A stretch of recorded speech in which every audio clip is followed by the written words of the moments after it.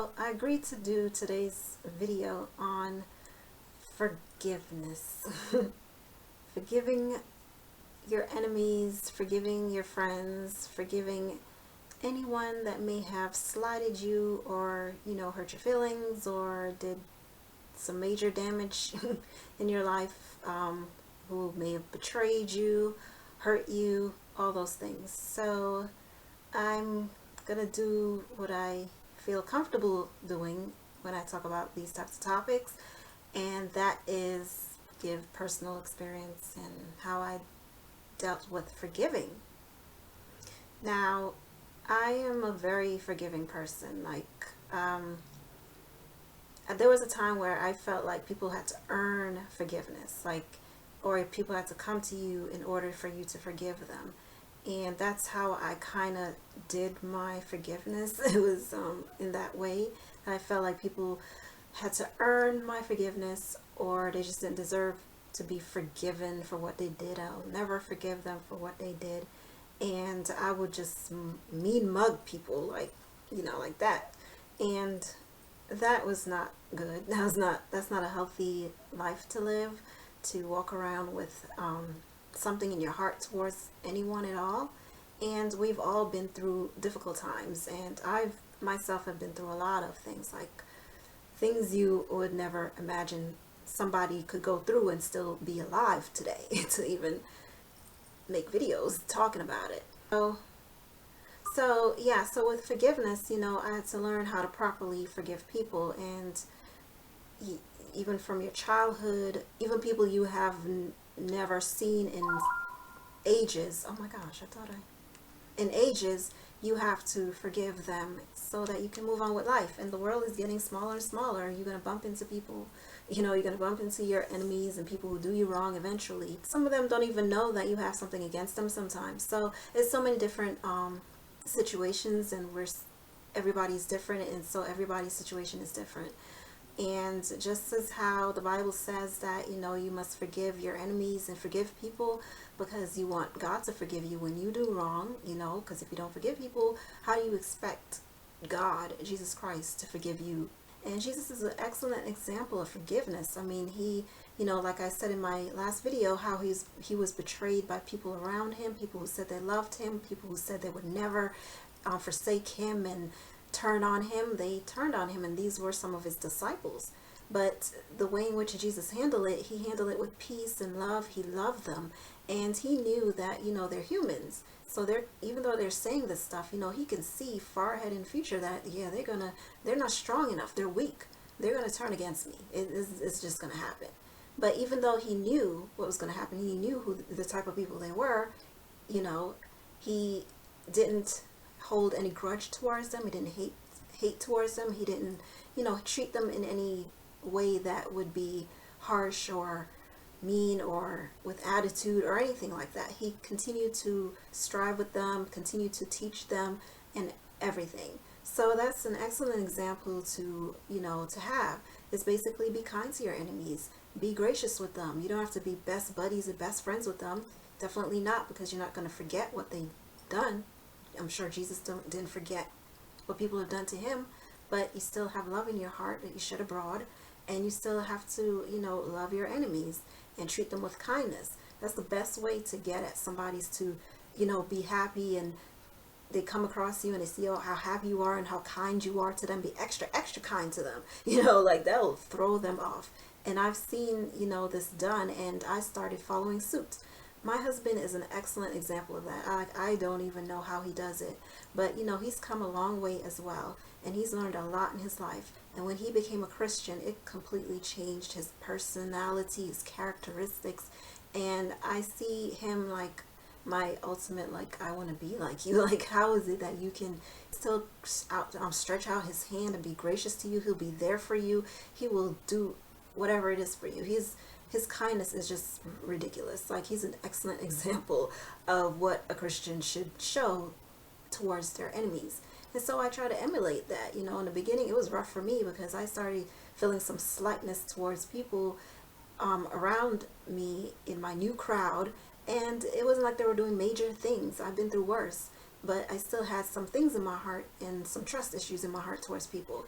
So I had to grow out of that. I had to pray about that and remove those things out of my heart, and just completely, like I said in my video, purge out of that, and just not walk around with things in my psyche and in my heart about people and perceiving people that way, because you don't know what people are going through. Those people who talk about you and slighted you are going through their own situation. If you walked in their shoes, they're probably dealing with a lot in their lives. So you got to also consider that they're humans. And so, with my husband, that's the type of person he is. He always thinks like that, and I've learned a lot from him in that way, how to build my character and how to deal with people. And of course, not just him, but also the church that I go to. It's a wonderful church. I love this church so much because it really teaches you about your character. It puts a mirror in your face and forces you to look at yourself. And we're all from the same. We all come short of the glory of God. We've all sinned, and this is why we're all pursuing, something greater than we are, to emulate, to become, so we can be a better person. Well, majority of us, all of us should do that, but majority of us, those who have clean hands and a pure heart, are always striving to be a better person, to, fix themselves and fix what's in them, so they can become fruitful workers in the kingdom of God and help other people and do things and that will help others as well, to see that this is how you can live, and you can live above, the standard that the world has out there, that you can live above that. So I don't deal with any drama in my church at all, like with anybody. I love going there. I love being around the people. They're so warm and welcoming. There was a time when I first went to that church, and all I was getting was a bunch of hugs. Like, people just want to hug you, and it was weird. I was just like, what? Don't touch me. Because I don't know, it could have come from just dealing with so much in my life and just this distance that I wanted to keep people at a distance. And so it's just like strange for me that these people are just so warm and welcoming and hugging you all the time. Every time they just hug you, and they continue hugging you. No matter how long you've been there, they're going to keep hugging you like they never seen you before, like you've been gone for years and they haven't seen you in years and they just missed you. That's how they hug you. So it's beautiful, when you can find Christians like that, and you can, overcome those things that you've dealt with in your past. And so it's really good to, forgive and fully forgive people, forgive your enemies, move on with your life. There's so many wonderful things in life that you can enjoy, so many good people that are around you.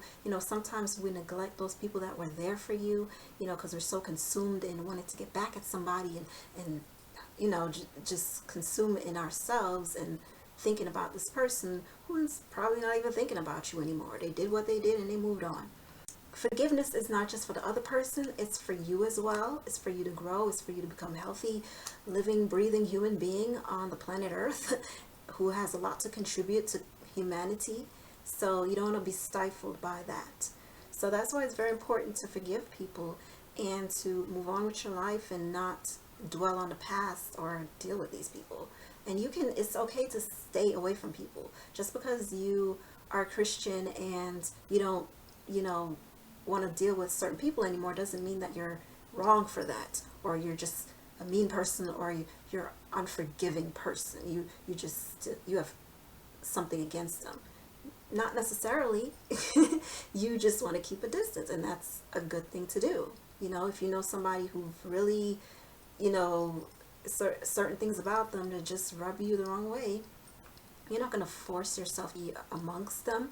I mean, you can love them, but you're not going to force yourself into their company. You're not going to force yourself to be best friends with the person.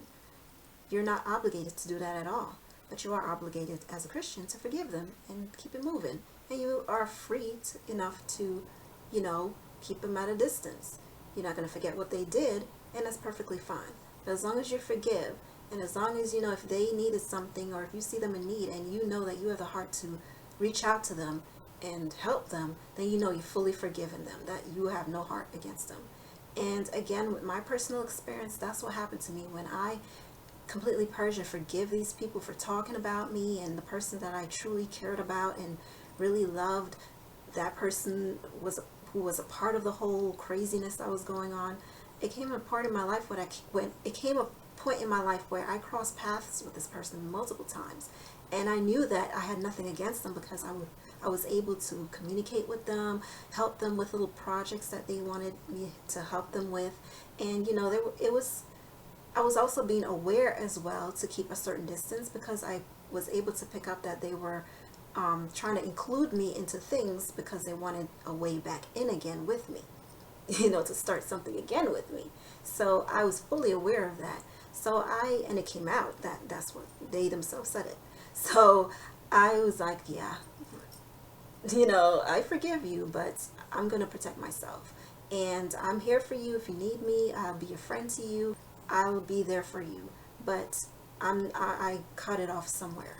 And it's perfectly fine to do that. It's perfectly fine, because some people, sometimes they don't change. And they still have, you know, you don't want to let somebody back in and they hurt you and hurt you and hurt you and hurt you. God don't want you to keep getting abused. You want to separate yourself. Get away from that. So that's basically how I dealt with it. You know, I knew that I completely was over this person, and whatever they did, I had forgiven them, because I was able to still extend a hand out to them, still was able to talk to them and, you know, listen to them. So as a Christian, you know, it is your duty to forgive. If you still can't find out you can forgive this person at all, then it's something within yourself that you need to work on. And that's what you need to do. You need to put up a mirror in front of your face and ask yourself, why can't I forgive this person? Why do they have such a strong hold on me? They ain't thinking about me. I need to move on with my life. You need to move on with your life. Take a look in the man in the mirror. So sometimes we need to look in the mirror at ourselves and really get to the bottom of our issues and what's going on, and get rid of that stuff and let God do his thing. Okay, so that's basically all I have to say about forgiveness. You know, forgive and move on and enjoy life. There's so many things out there and people out there that are more worthy of your time, and you know, that's what it's about. So that's basically it for this video. I'm gonna get back to my business here, respond to some people, and post this video eventually sometime this afternoon. And that's basically it.